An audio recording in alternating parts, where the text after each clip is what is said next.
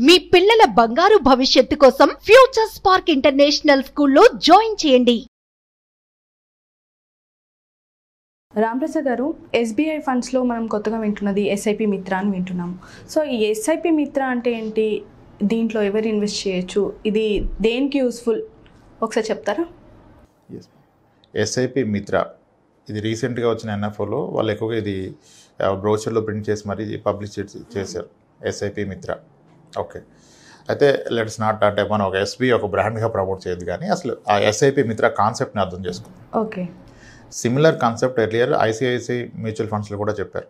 వాళ్ళు దాన్ని freedom SIP అన్నారు, వీళ్ళు మిత్రా సిప్ అన్నారు. ఓకే, అంటే యాక్చువల్గా ఈ కాన్సెప్ట్ ఏంటంటే ఎస్ఐపి అండ్ ఎస్డబ్ల్యూపి కాంబినేషన్లో ఒక ఫైనాన్షియల్ ప్రొసీజర్ని డిఫైన్ చేయటం. Okay, SIP and SWP. అయితే ఇప్పటివరకు ఎస్ఐపి అంటే ప్రతి ఒక్కరికి తెలిసిపోయింది, systematic investment plan. Every month ఒక డేట్కి ఒక ఫిక్స్డ్ అమౌంట్ పెడతాము, అది అద్భుతంగా పెరిగిపోతుంది. 20 years ఉంటే 1 crore అవుతుంది, 30 years ఉంటే 4 crores అవుతుంది అనుకున్నారు. అంటే ఎస్ఐపి అనేది ఒక తమ్ము నెయిల్ అయిపోయింది. 3,000 పెట్టండి 10 కోట్లు అని కూడా పెట్టుకోవచ్చు. ఎందుకంటే 10 కోట్లు ఎప్పుడవుతుంది? 30-40 years ఉండి అవుతుంది. అప్పుడు దానికేం వాల్యూ ఉండదు. ఓకే, ఈ ఎస్ఐపి మిత్ర ఆర్ ఫ్రీడమ్ ఎస్ఐపి అంటే ఏంటంటే మీరు కొంతకాలం పాటు ఎస్ఐపి ద్వారా ఇన్వెస్ట్ చేసి అక్కడితో మీ ఎస్ఐపిని ఆపేసి మీరు ఎలాగైతే సిస్టమేటిక్గా ఎవ్రీ మంత్ ఇన్వెస్ట్ చేశారో అలానే ఎవ్రీ మంత్ సిస్టమేటిక్గా మీరు కొంత అమౌంట్ వెనక్కి తీసుకోవడాన్నే ఈ ఎస్ఐపి మిత్ర అన్నారు.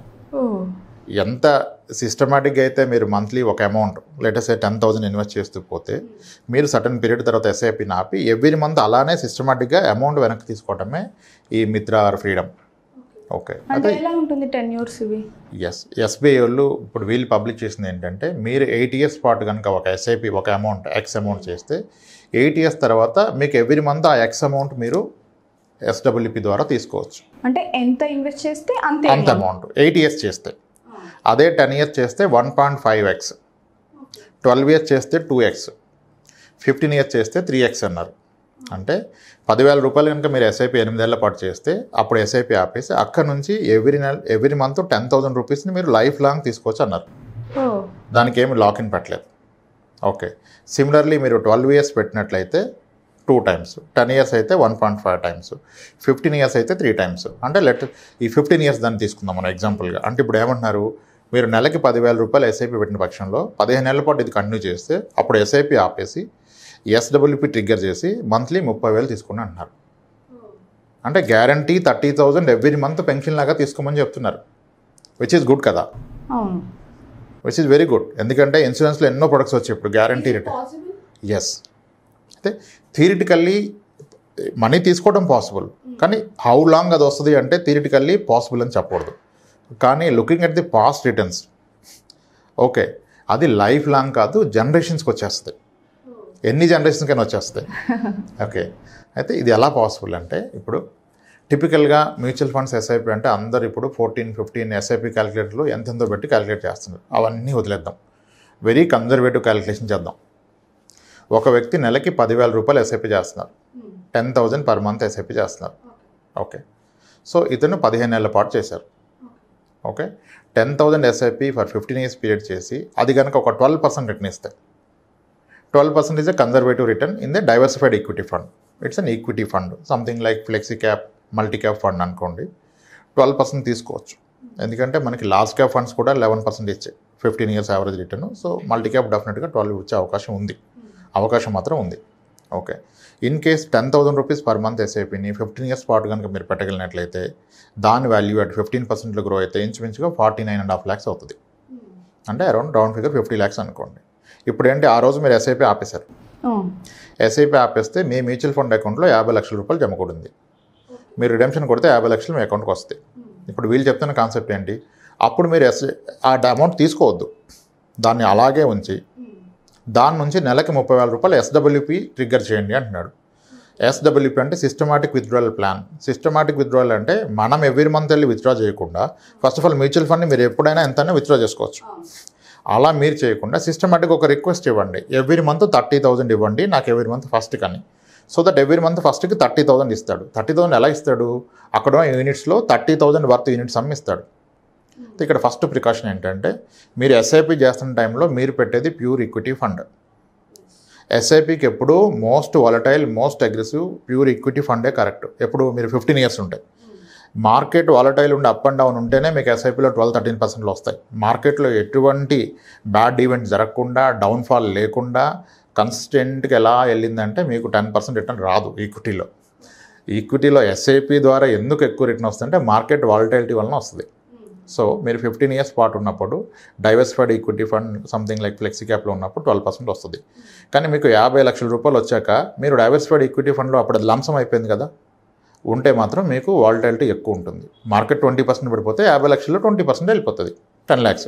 కాబట్టి అప్పుడు ఏం చేయాలంటే, ఇప్పుడు అందుకే వాడేమంటాడంటే ఎస్బీఐలో మీరు first source fund, target fund అంటాడు. అంటే ఎస్ఐపి కొన్ని ఫండ్స్ రికమెండ్ చేశారు వాళ్ళ దాంట్లో, అలాగే ఎస్డబ్ల్యూపీకి ఒక ఫండ్ రికమెండ్ చేశారు. సో టిపికల్గా ఏంటంటే మోస్ట్ ఐడియల్ సొల్యూషన్ మీరు ఏ ఎయిమ్స్ అయినా పెట్టుకోండి, ఎస్బీఐ, ఐసిఐసిఐ అవసరం లేదు. These two are very good fund houses. But అవే అని కాదు, మీరు కెనరా ఫండ్ హౌస్ పెట్టుకోవచ్చు, హెచ్డిఎఫ్సి పెట్టుకోవచ్చు, ఏ ఫండ్ హౌస్ అయినా పెట్టుకోవచ్చు. మీకు 50 లక్షలు జమ కూడాక దాన్ని మీరు ఒక హైబ్రిడ్ ఈక్విటీ ఫండ్లోకి మూవ్ చేయండి. హైబ్రిడ్ ఈక్విటీ ఫండ్లోకి మూవ్ చేయండి. హైబ్రిడ్ ఈక్విటీ ఫండ్ అంటే that is a combination of debt and equity. Debt and equity వల్ల మీకు రిస్క్ కాస్త తగ్గుతుంది, రిటర్న్స్ కూడా కాస్త తగ్గుతాయి. Let us assume hybrid equity funds హిస్టారికల్గా ఇప్పుడు చాలా ఎక్కువ రిటర్న్ చూపిస్తున్నాయి. 10 years క్యాగర్ కూడా 12, 13, 14.75 ఫండ్స్ కూడా ఉన్నాయి. 10% ఇస్తుంది అనుకోండి. ఇప్పుడు 50 లక్షల రూపాయలు ఉంది, మీరు దాన్ని హైబ్రిడ్ ఈక్విటీలో పెట్టారు. గోయింగ్ ఫార్వర్డ్ అది ఆన్ అన్ యావరేజ్గా ఇయర్లీ ఒక 10% ఇస్తుంది. ఇప్పుడు ఈయన ఏమన్నాడు, మీరు 10,000 ఎస్ఐపి చేస్తే 30,000 తీసుకోమన్నాడు. అంటే 50 lakhs మీద 30,000 per month. 30,000 per month అంటే which is around 3,60,000 per year. అంటే ఆల్మోస్ట్ మీ 50,000 మీద ఒక 7.2% per year తీసుకోమన్నాడు. అంటే రౌండ్ ఫిగర్ అనుకోండి, మీ ఆ రోజుకి ఉన్న అమౌంట్ 50 lakhs మీద 7% per year తీసుకుంటున్నారు. కానీ ఇందాక మనం అనుకున్నట్టుగా అక్కడున్న ఫండ్ ఏమో 10% per year పెరుగుతుంది. సో 10% పెరుగుతున్నప్పుడు మీరు 7% తీసుకుంటే మీ మనీ తగ్గదు కదా. మీ మనీ ఎప్పటికీ తగ్గదు. అయితే ఒకవేళ మార్కెట్ క్రాష్ అయిపోయింది, 50 lakhs మీరు జమ చేశాక మార్కెట్ ఈజ్ కరెక్టెడ్ బై 45% అనుకోండి. Let's say worst case 59% fall అయింది అనుకోండి. ఇప్పుడు 2008లో 2009 మార్చ్లో Sensex is down by 59%. 22,000 Sensex has come to 8,400. అటువంటిది ఇంకో ఫాల్ వచ్చింది అనుకోండి. అప్పుడు ఏమవుతుంది, మార్కెట్ 50% పడితే మీరు ఈక్విటీ ఫండ్లో ఉంటే మీ ఫండ్ కూడా 40% పడుతుంది.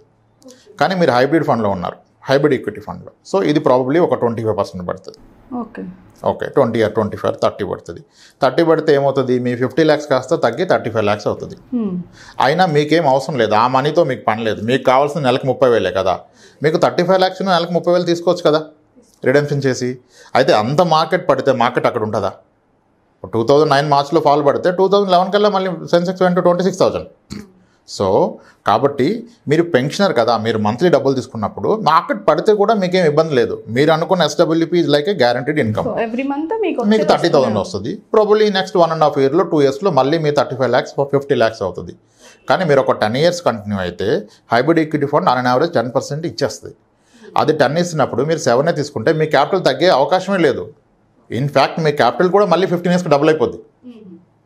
సో అంటే ఇట్స్ లైక్, అంటే మీరు పాస్ట్ హిస్టరీ చూసుకొని గత 15 years returns factoring all volatility in market factor చేసుకుంటే కూడాను ఇది క్వైట్ పాసిబుల్.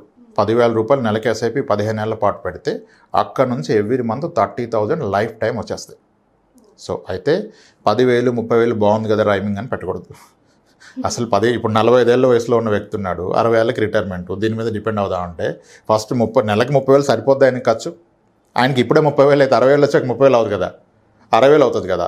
అప్పుడు ఆయన నిజంగా ఈ కాన్సెప్ట్ వర్కౌట్ చేయాలంటే నెలకి 20,000 ఎస్ఐపి పెట్టాలి. ఇక్కడ ప్రాబ్లం ఏంటంటే రిటర్న్స్ ఎంత అవుతుంది అంటున్నారు కానీ నాకు ఎంత అవసరం చూడట్లేదు.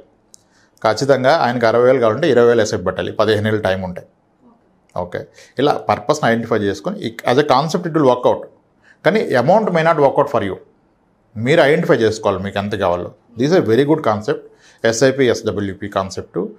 అంటే ఇప్పుడు ఎస్ఐపి పెట్టే ఎస్డబ్ల్యూపీ స్టార్ట్ చేయాలంటే అవసరం లేదు. ఇప్పుడు ఆల్రెడీ రిటైర్డ్ 60 years ఉంది, ఆయన దగ్గర 50 లక్షలు ఉంది.